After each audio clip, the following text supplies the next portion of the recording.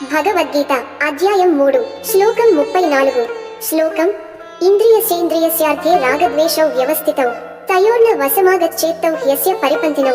అనువాదం: ప్రతి ఇంద్రియానికి దాని విషయాల పట్ల రాగం, ఆసక్తి మరియు ద్వేషం, విరక్తి సహజంగానే ఉంటాయి. కానీ వాటి ఆధీనంలో పడకూడదు, ఎందుకంటే అవే మన ఆధ్యాత్మిక ప్రయాణానికి అడ్డుపడతాయి. వివరణ: ఇంద్రియస్యార్థే ప్రతి ఇంద్రియానికి దాని విషయాల పట్ల రాగ ద్వేషౌ వ్యవస్థితౌ ఆకర్షణ మరియు విరక్తి సహజంగానే స్థిరంగా ఉంటాయి. తయోర్న వశం ఆగచ్చేత్ వాటి బంధనంలో పడకూడదు. తౌ హి అస్య పరిపంతినౌ అవి మన మార్గంలో శత్రువుల్లా నిలుస్తాయి. తాత్విక సందేశం: రాగం అంటే మనం ఇష్టపడే విషయాలకు మనసు అతుక్కుపోవడం, ద్వేషం అంటే మనం అసహ్యపడే లేదా ఇష్టపడని విషయాల నుండి పారిపోవడం. ఈ రెండు మనసును బంధించి వివేకాన్ని కమ్మేస్తాయి.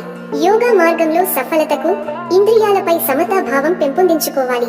ఉదాహరణ: ఒక పక్షి రెండు రెక్కలతో ఎగురుతుంది. రాగం, ద్వేషం కూడా రెండు రెక్కల్లా మనసును బంధిస్తాయి. ఒకటి ఆనందంతో, మరొకటి అసహ్యంతో. రెండింటినీ వదిలితేనే విముక్తి. End note.